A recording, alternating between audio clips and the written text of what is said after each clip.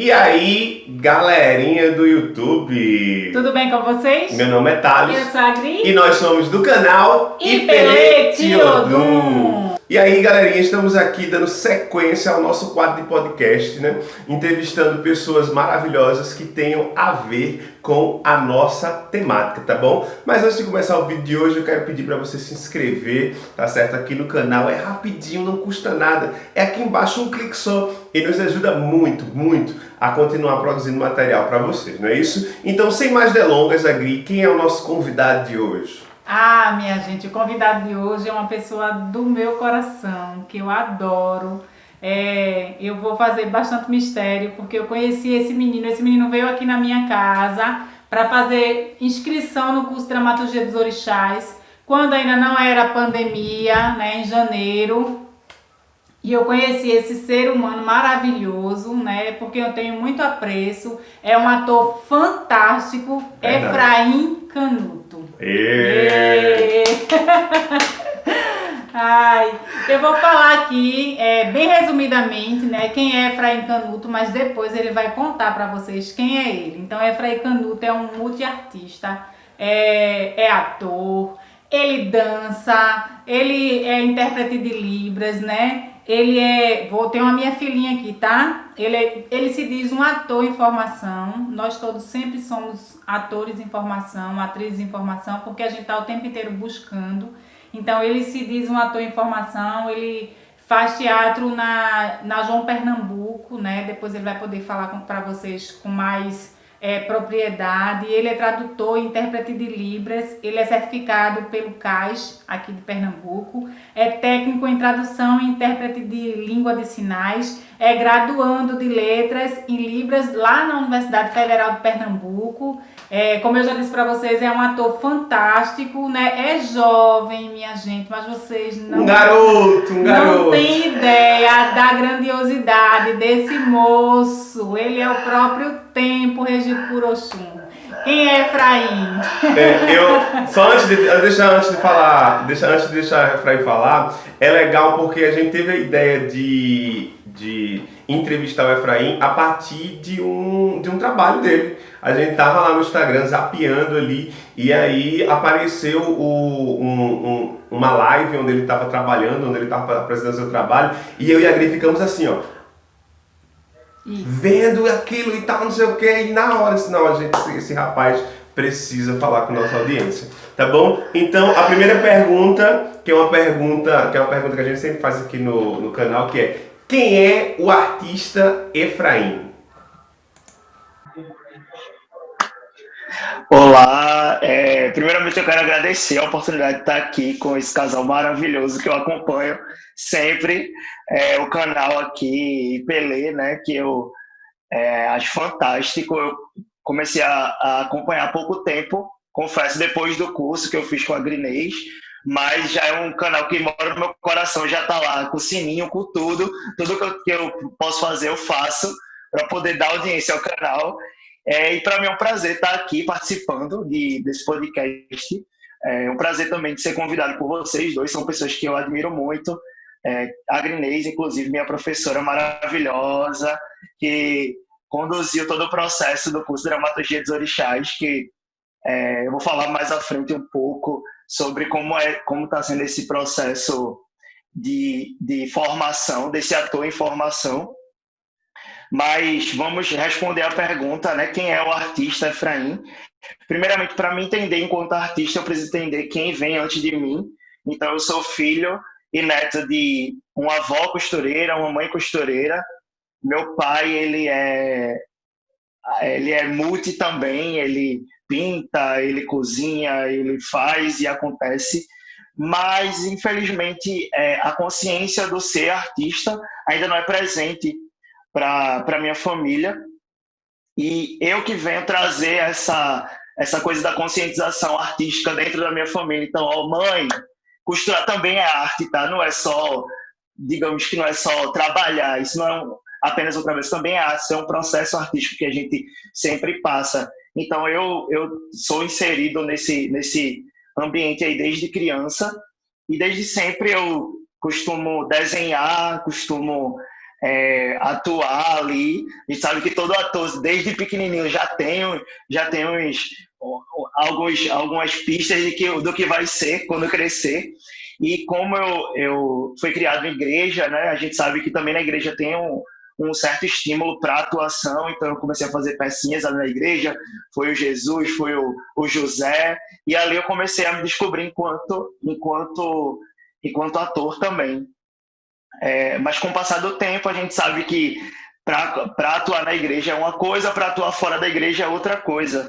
E isso eu vejo como um problema na minha formação, digamos assim, mas a partir de todos os meus processos, eu consigo tentar me formar fora da igreja como ator também.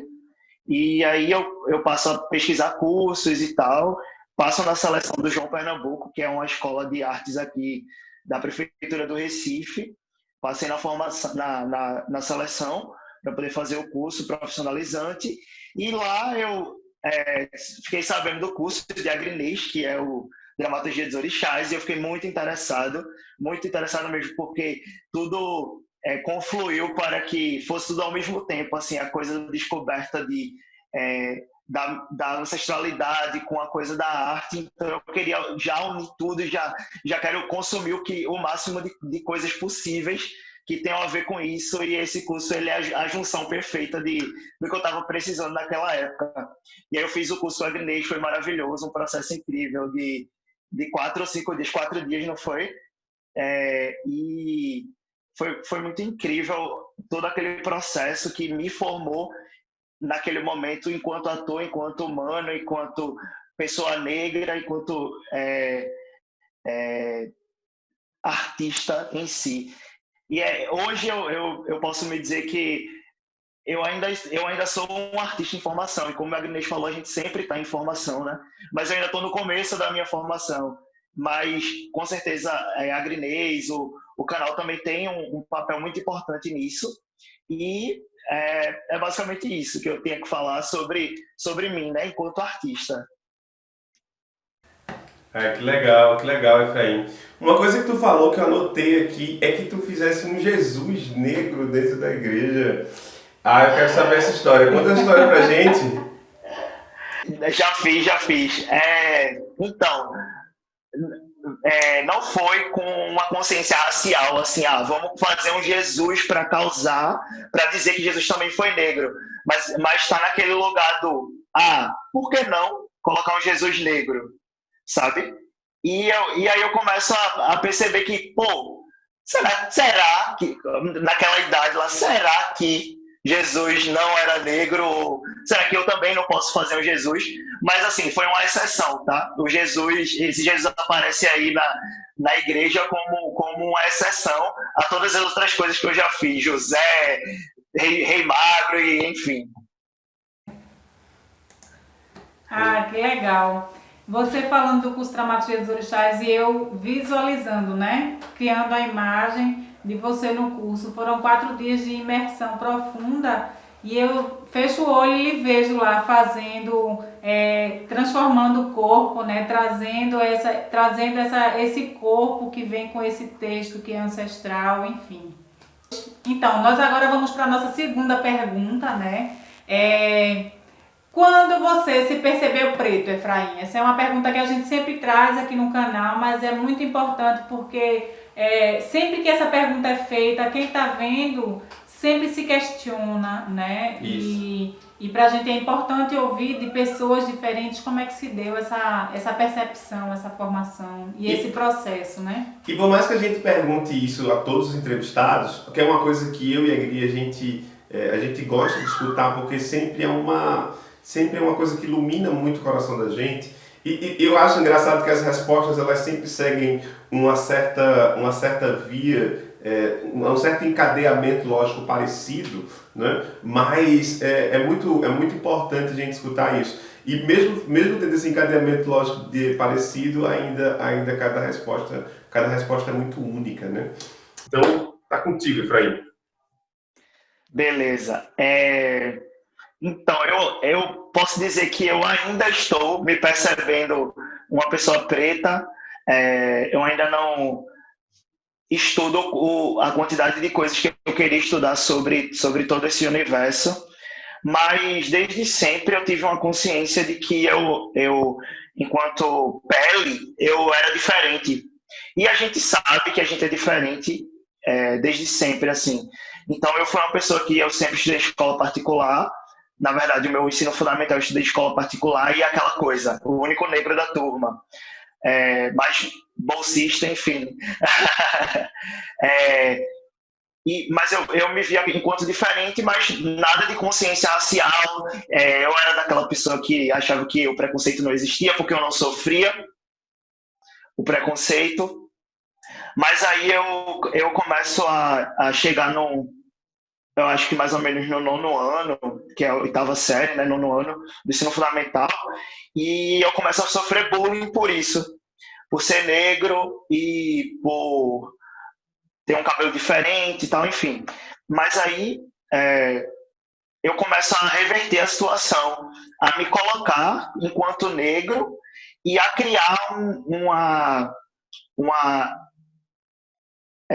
espécie de escudo do ser negro e dizer o quanto o negro é superior ao branco.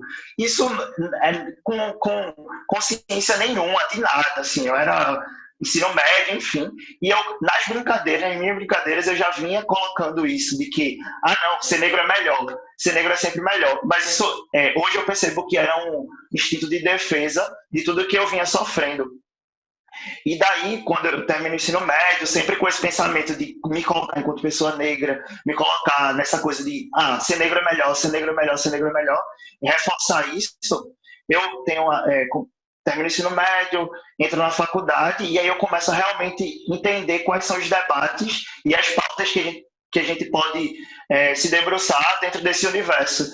E daí eu começo a entender que tudo aquilo que eu vinha fazendo fazia parte de uma estrutura que agora eu podia dar nomes àquilo. Então, eu me colocar, me posicionar enquanto pessoa negra é o certo, sabe? E eu achava que era só uma brincadeira.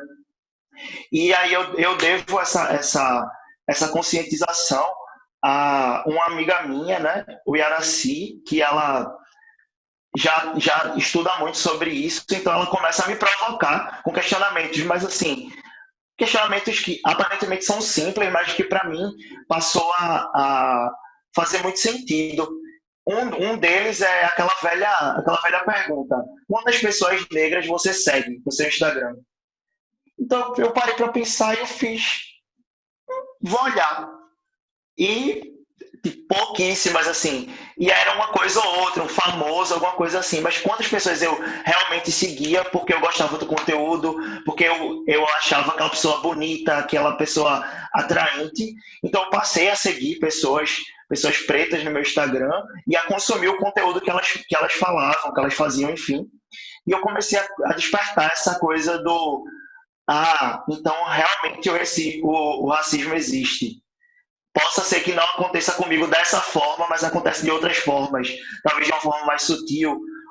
Também tem o racismo estrutural, onde toda pessoa negra sofre com isso, independente se seja velado ou não, se seja mais forte para mim ou mais forte para outra pessoa. E daí, a partir daí eu começo a me perceber enquanto pessoa negra no mundo, no espaço, e aí eu começo a consumir coisas que eu não consumia antes. Então eu começo a pesquisar sobre religião, por exemplo, eu começo a pesquisar sobre cultura, sobre vestimenta, sobre arte, e tudo isso vai começando a me formar enquanto pessoa negra. Então, eu acredito que é uma constante formação também, enquanto pessoa negra, porque a colonização não deixa a gente já nascer negro 100%. Infelizmente, eu sinto muito isso na minha vida, mas eu acredito que o máximo que você puder consumir de coisas para poder se formar, se fortalecer, estar com os seus, é melhor. É basicamente isso. Quer falar? Então é muito bonito ver você, porque a gente começa a acompanhar de fato essa construção da sua pretitude. né? Mesmo que você não tenha uma consciência lá no seu ensino médio, né? Mas você já se posiciona naquele ambiente se dizendo que você é importante ali, que ser negro é melhor. E você vai em contraponto a toda a construção histórica. O negro, para se firmar como estratégia, ele se negava. Ele se colocava num lugar não de subalternização, mas ele fazia de conta de que ele não tinha importância para que os europeus ou a branquitude, né, não massacrasse ainda mais. E assim ele pudesse fugir, não tivesse tanta importância na fuga e se encontrasse com os outros e formassem aí os seus quilombos. Nada, não era assim, né, nessa ordem que acontecia, mas essa estratégia ela era utilizada. Onissagé, ela na tese de mestrado dela, ela tem uns tópicos bem importantes em relação a isso, assim. E você me falando hoje, né, porque eu li tô lendo a tese de Onissagé, isso cai assim como uma luva, assim, de fato, né? E agora a juventude agora ela vai em contraponto a isso, porque não precisa mais negar, nem dizer que você não é importante e fazer de conta que não reconhece, mesmo você sabendo, né, que você é importante, você fazer de conta que você não é. Então é muito legal ouvir isso de você, que mesmo sem essa consciência, né, que você diz que não tinha, que eu acho que tinha, mas por mais que não tenha tido não tenha tido essa abertura, né? Essa abertura de visão, mas ela já estava aí. E o simples fato de você dizer para o seu colega, branco ou não, que você é negro, que você é importante, que você é melhor, já é um ponto para que você não regrida, né? A gente costuma dizer que o tempo inteiro a gente tem que acordar, olhar no espelho e dizer eu sou preta e ser preta é muito bom. Então tudo isso todos os dias. Às vezes cansa e às vezes é necessário, assim. Então, são várias óticas em torno disso. Tenho duas coisas que eu queria falar sobre essa tua fala. A primeira é que eu me identifico muito, mas muito mesmo com você falando. Parecia que você estava narrando a minha história. Porque eu nasci numa comunidade muito pobre, mas meu pai era pedreiro. E ele conseguia serviço nos colégios de particular e eu podia estudar nesses colégios. E eu comecei a perceber desde cedo algumas coisas do racismo estrutural, assim, como por exemplo, eu nunca fui o mais bonito da sala. E eu nunca tive dificuldade em arrumar namoradinha, nunca tive dificuldade. Mas é porque naquela estrutura, se você não fosse branco, seria difícil você ser considerado bonito. Seria difícil à beira do impossível, né? Ser considerado bonito. E uma outra coisa que eu acho muito interessante na tua fala é que quando tu fala, como a Magri fala, eu não sabia. Mas aí é que está a importância da ancestralidade, né? Porque a gente entrevistou o Lucas dos Prazeres, eu vou deixar o link da nossa conversa em algum lugar aqui. A gente entrevistou o Lucas e ele disse desde o começo que desde quando ele nasceu ele se percebeu preto. Por quê? Porque ele estava inserido dentro daquele contexto, né, de ancestralidade negra e tal, não sei o quê. E eu acho que essa sua ideia de você dizer assim, negro é melhor, veio daí. Não é isso?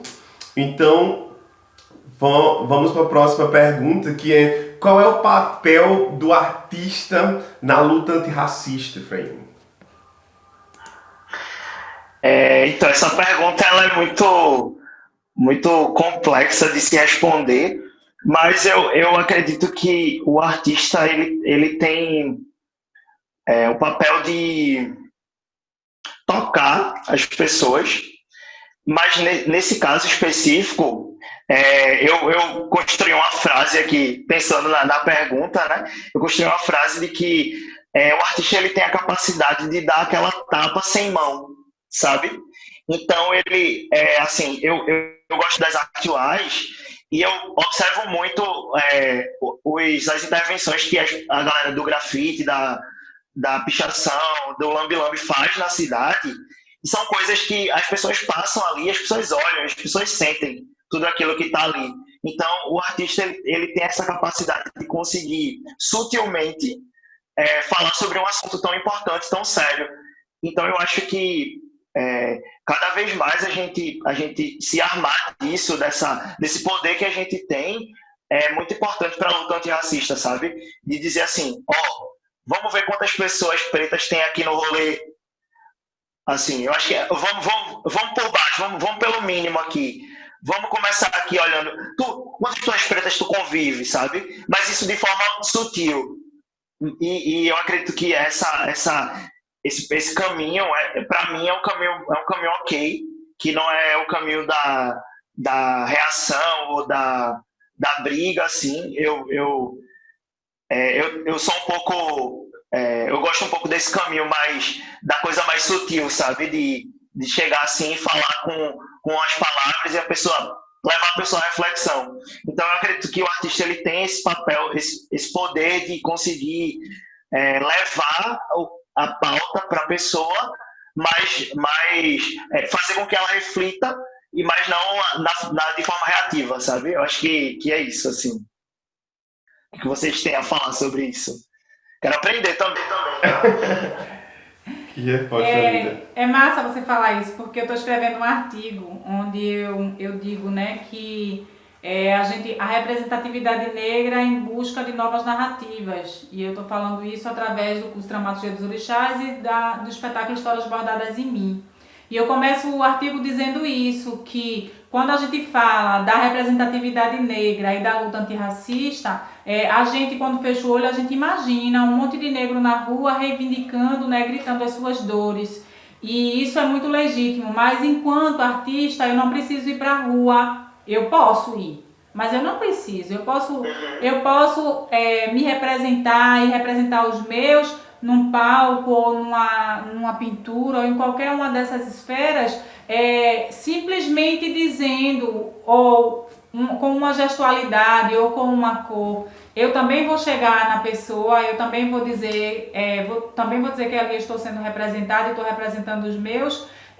E também estou dizendo que ali eu estou gritando as minhas dores. Então existem vários meios para você chegar nesse patamar. Eu acho que na verdade a grande chave é a gente perceber isso. E a gente, enquanto artista, né, tem essa multiculturalidade, tem essa multivisão, essa ampliação de mundo que pra gente perceber. Porque, por exemplo, o teatro é a junção de todas as artes. Então para estar no palco, você vai ter noção de cor, você vai ter noção de luz, você vai ter noção do seu corpo, as potencialidades dele, noção da sua voz. E tudo isso você pode, né, ter a seu favor. E aí, quando você fala dessa sutileza, para mim, ela é muito, muito rica. Ela é poética, mas ela também é política.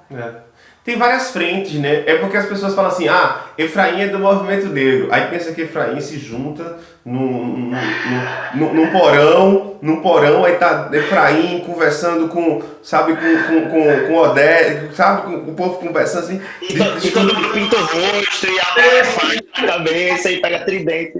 Não é assim. Quando a gente fala, né, Efraim, ele é uma pessoa importante dentro do movimento negro, porque ele faz uma ponte, ele tem um trabalho que realça isso, né? Quando eu falo o poste é importante dentro do movimento negro, não é só porque o poste, porque o poste tem várias frentes de batalha mesmo, de combate, né? Mas somente o poste abrir uma escola antropológica já é uma movimentação. O nome já está dizendo, é movimento, né? Andada, caminhada. É isso. E aí... É uma coisa que... Desculpa, Pode falar. Não, à vontade. Uma coisa que a Gri fala que é muito importante também é a questão da representatividade, né?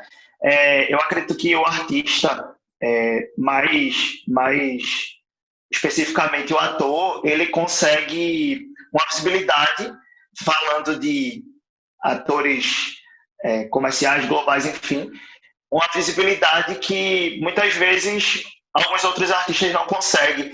Isso é importante também, eu acredito, sabe? Porque se não fosse um ator negro na minha infância ali na TV, talvez eu não me percebesse enquanto pessoa negra, sabe? E a representatividade é muito importante também. Então eu acho que o artista tem esse poder de estar em locais que são de grande visibilidade para poder falar politicamente também, sabe? E hoje eu acho a representatividade é algo muito importante para mim, onde eu sigo várias pessoas pretas que falam sobre negritude, falam sobre luta antirracista, e que isso me move também a querer fazer a minha arte e a querer integrar essas pautas dentro da minha arte, sabe? E é muito importante mesmo o que a Gri traz sobre representatividade. Então, Efraim, eu vou te fazer uma pergunta fora do script, mas eu acho que está muito interessante, está muito gostoso te ouvir. Eu quero que tu fale sobre isso. Eu e a Gri, a gente está uma geração na tua frente, né? A gente geralmente considera uma geração de 10 anos e tal, não sei o quê. Eu só tô há 8 anos na sua frente. Não, tô brincando. Tô mais de 10 anos. Minha gente, me senti uma vovó, agora não vou mentir. E a gente tem uma visão sobre a tua geração e nessa pauta do racismo e da pauta da defesa das minorias, que é uma coisa que a gente fala aqui no canal, que a gente vê você mais aguerrido do que a nossa. A gente descobriu isso mais tarde, né? Aí você fala, no ensino médio eu já sabia, mas eu sabia. Gente, eu só vim realmente refletir sobre isso na faculdade, né? A gente acaba descobrindo mais, e a gente vê você mais aguerrido. E a gente tem uma posição que eu já escutei Sambuca falando, já escutei Naná falando, e agora eu queria escutar o contrário. Eu queria escutar dessa geração falando. Qual é a posição de vocês? Como é que a posição de vocês é óbvio, né? Como se tu fosse representante da geração, mas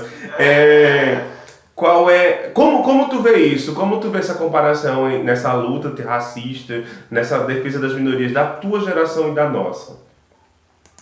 Então, eu acho que o fator crucial para a gente entender o que é que acontece entre essas duas gerações é a tecnologia. Eu acho que é o fator principal, assim, que consegue disseminar mais as pautas, sabe?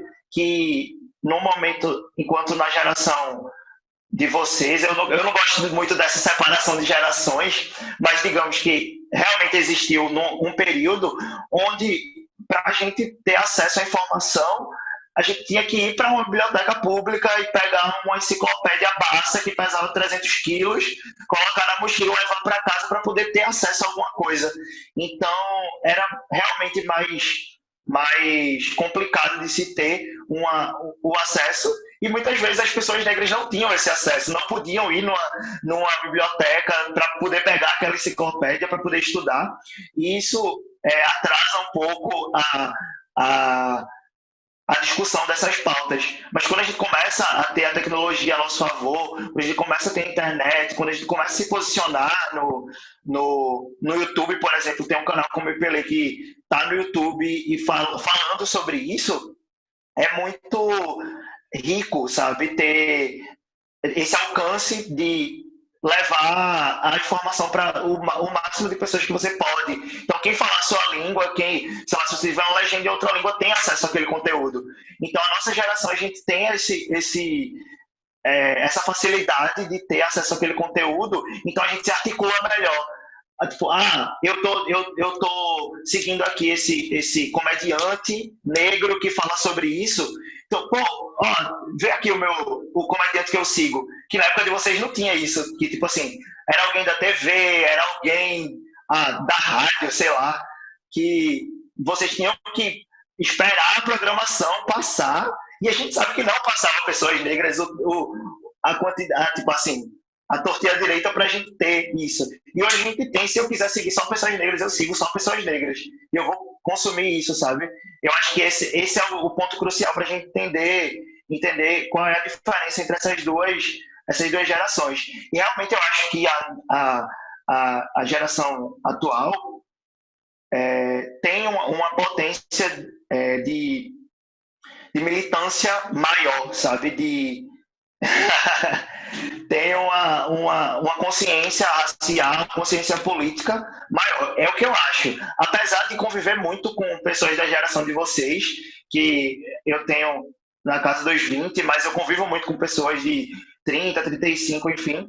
E eu tô transitando, eu tô permeando assim, os dois lados, e eu consigo entender que a geração atual, ela realmente está mais engajada nisso, de que, não é, tipo, meu cabelo cacheado é comum, é normal, mas isso também vem por conta da articulação das mídias sociais de que, beleza, é ok ter um cabelo cacheado, sabe? Onde antigamente na TV, no rádio a gente nem via as pessoas, mas na TV, que era onde a gente via, não se tinha um cabelo cacheado à mostra, assim, pra gente, tipo, caramba, é igual o meu, sabe? Eu acho que é o principal ponto pra gente entender essa diferença é a tecnologia.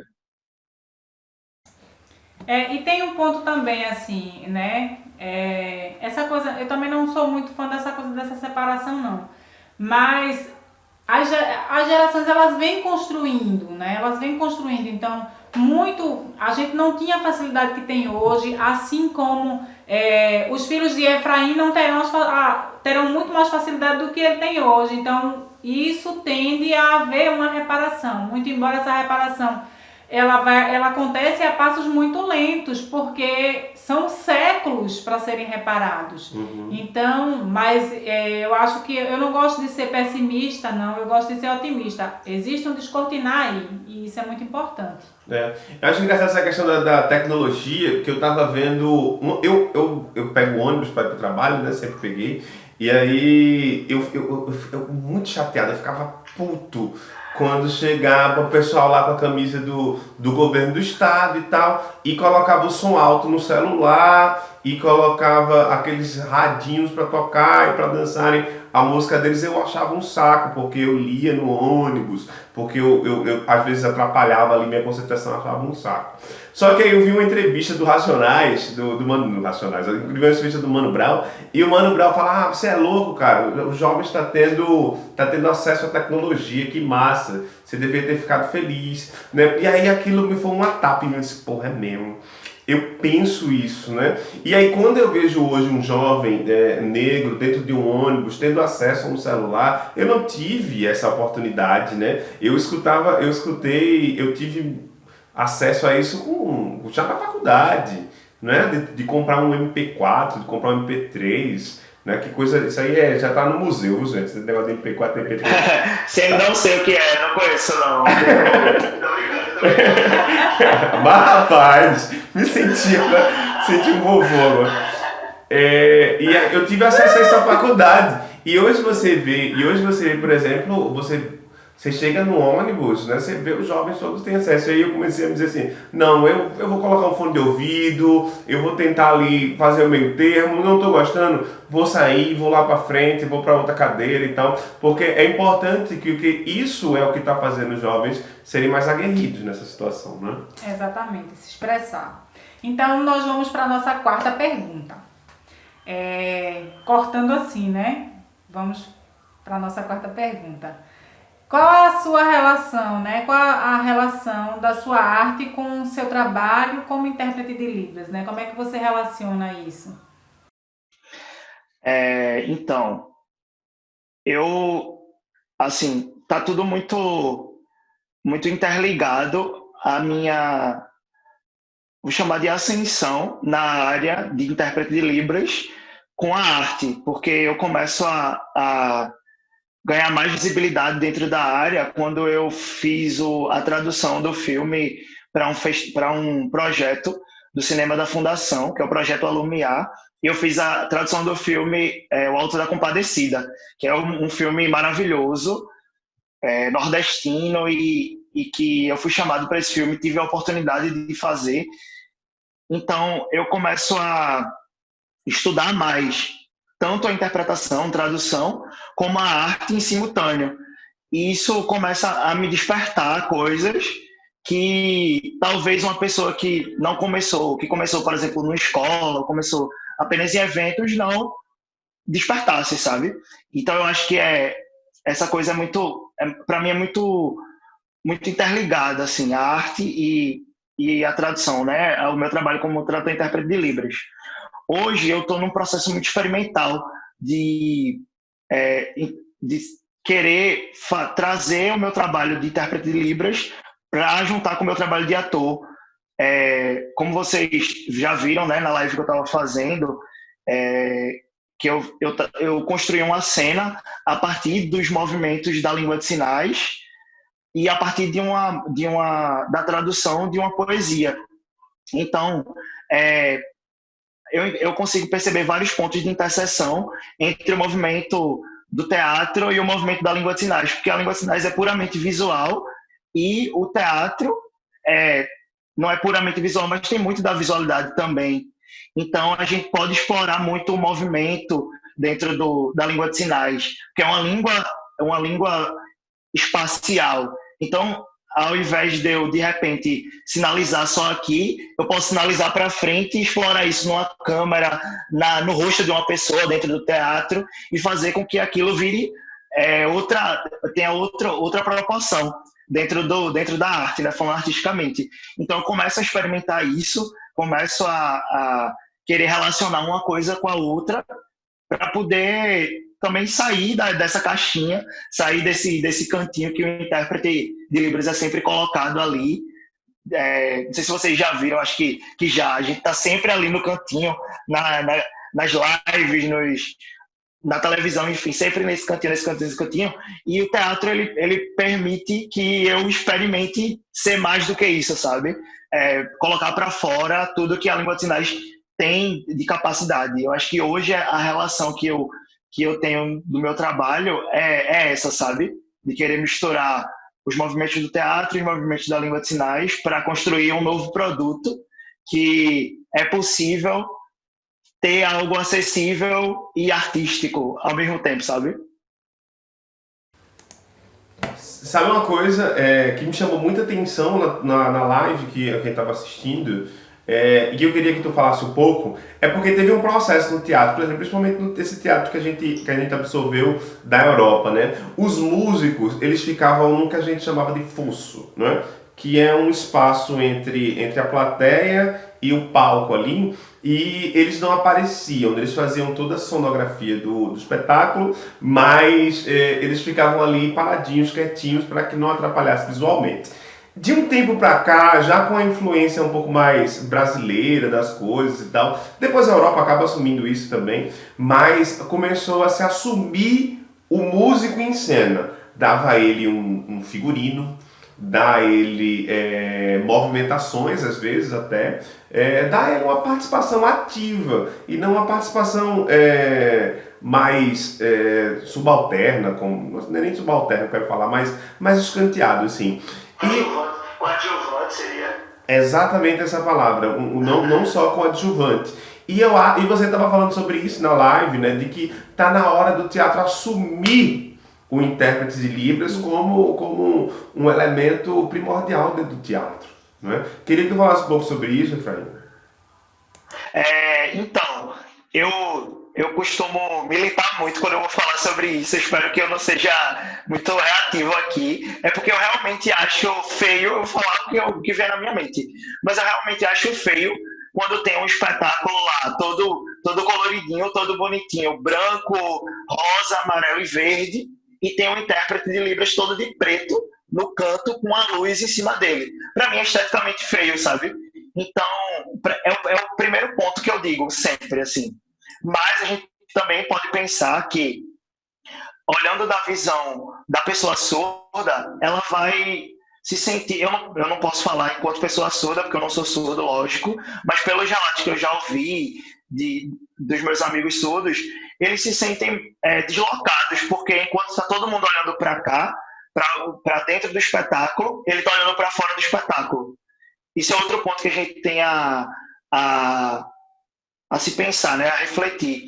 E também, quando a gente coloca um intérprete de Libras ali, a gente perde a potência que a língua de sinais pode dar para o espetáculo também, sabe?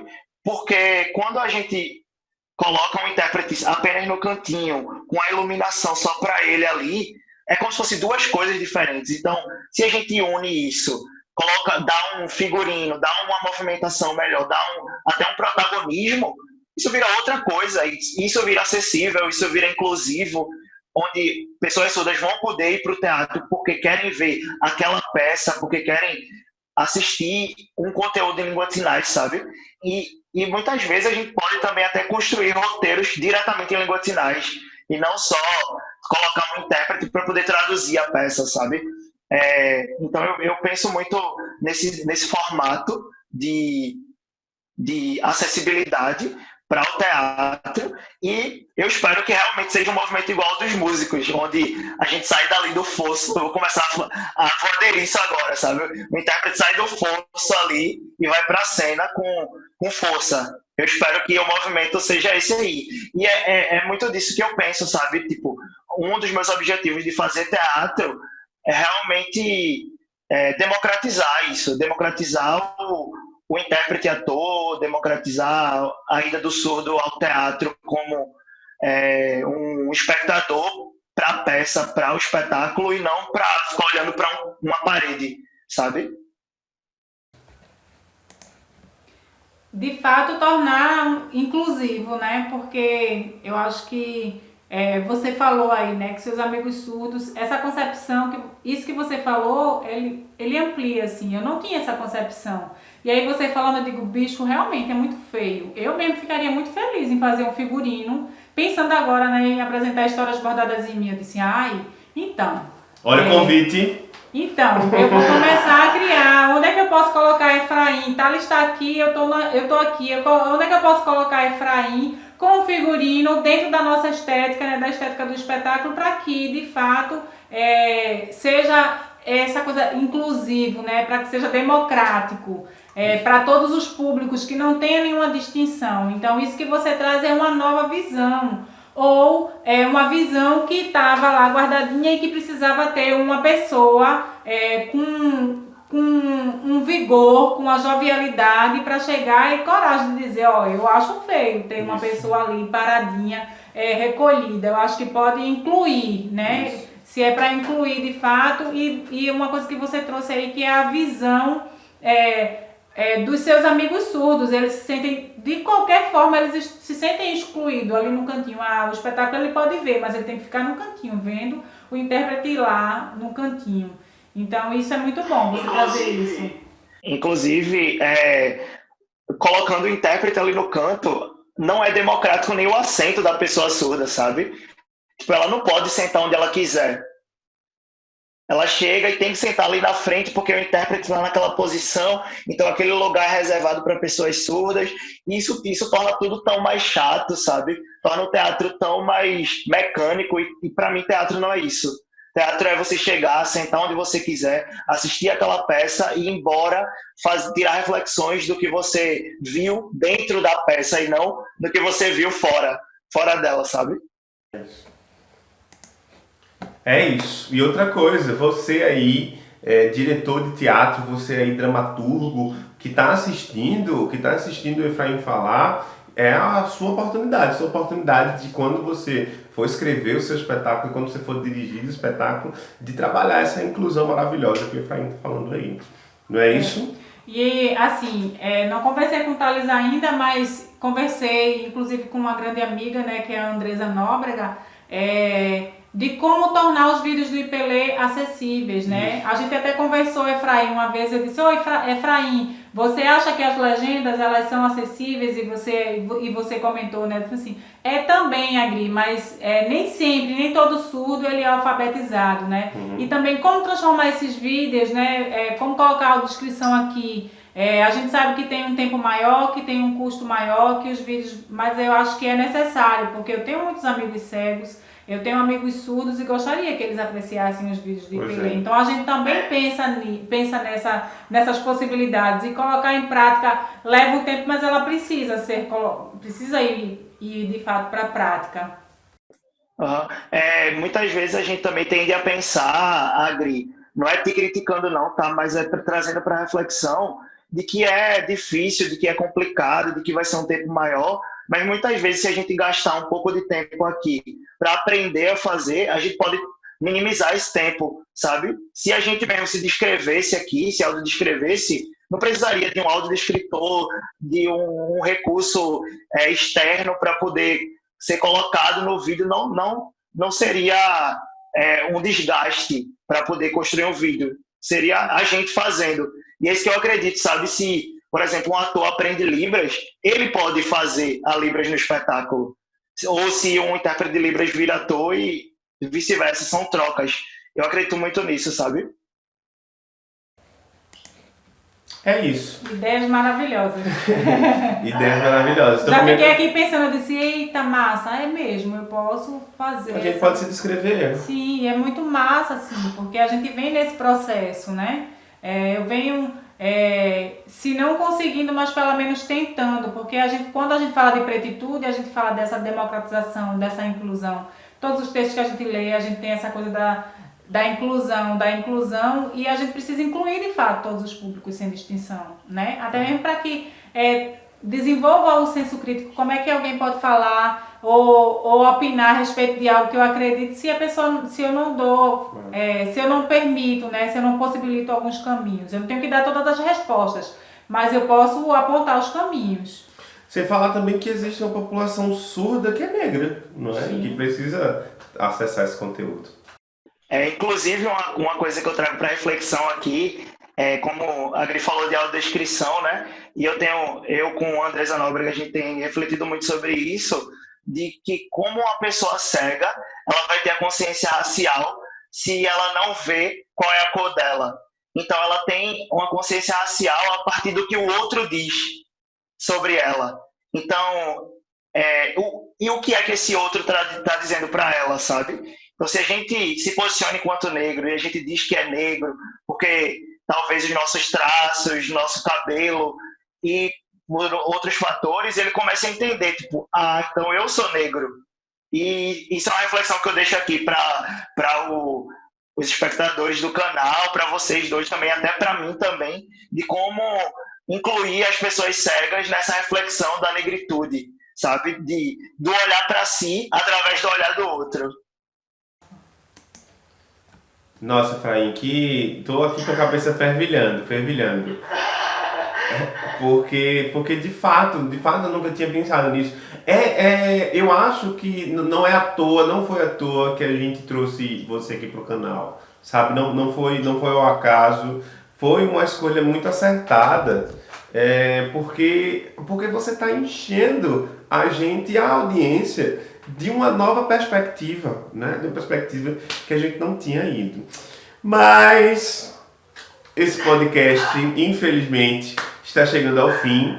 Eu vou deixar aqui um tempinho para que Efraim faça suas considerações finais, né? Fique à vontade para você falar o que você quiser. Efraim, já vou antecipando que a gente está muito grato de ter você aqui. Vai ser um episódio muito belo, né? Falar sobre isso. Suas novas ideias encheram, né? A sua juventude nos rejuvenesceu enquanto pessoa. Não, hoje eu sou... Mas ele rejuvenesceu enquanto ator, enquanto idealista, né? Enquanto pessoa que pensa, né? Mas fica à vontade, é com você agora.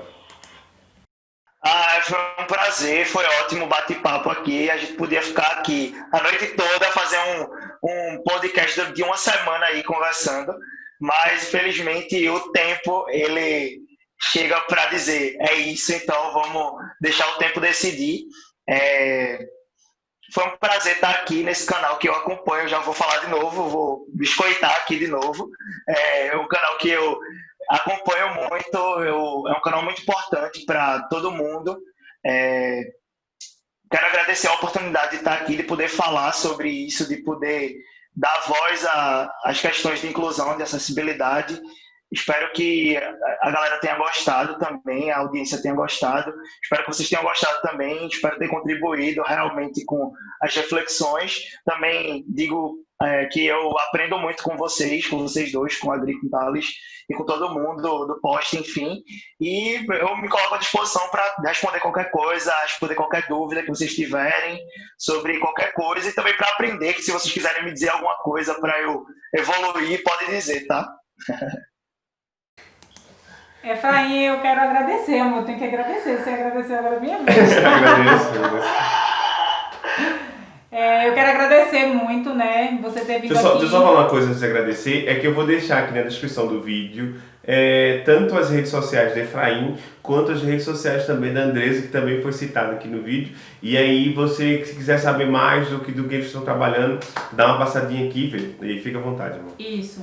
Então, Efraim, eu quero agradecer a você pela predisposição, por estar aqui, né? É à noite, então Durante o dia a gente trabalha muito, mesmo dentro dessa pandemia, né? A gente estuda muito, então eu quero agradecer muito essa abertura sua, e trazer esses questionamentos, essas dicas. Eu acho que, independente de idade, a gente fala, existe a jovialidade, né? Mas existe também uma sabedoria que é ancestral, que vem antes e que está aqui na gente, que a gente está aqui nessa troca, né? Esse quilombo que a gente fala que é um quilombo urbano, Quilombo é virtual. justamente esse quilombo virtual agora com essa nova nomenclatura, né? É justamente essa troca. Aqui nesse podcast, esse quilombo virtual é essa troca e a gente vem aprendendo muito com isso. É um quadro que a gente faz com muito prazer e é justamente por conta dessas trocas que a gente vai evoluindo. Então, muito agradecida. Você sabe que eu sou sua fã, que eu admiro demais o seu trabalho, que acho que você tem um potencial absurdo. Que no que precisar eu estarei sim impulsionando, né, dando força para que você suba todos os degraus possíveis e imagináveis e em todos os sentidos. Então é isso, gratidão. Então é isso, pessoal. Muito obrigado por ter assistido esse vídeo até aqui, tá certo? Não esquece de se inscrever no canal, de curtir, de compartilhar, tá certo? Deixa aqui, como o Efraim falou, deixa uma pergunta aqui. Tenho certeza que ele vai ficar muito feliz em responder para vocês, tá bom? Então, tchau e axé!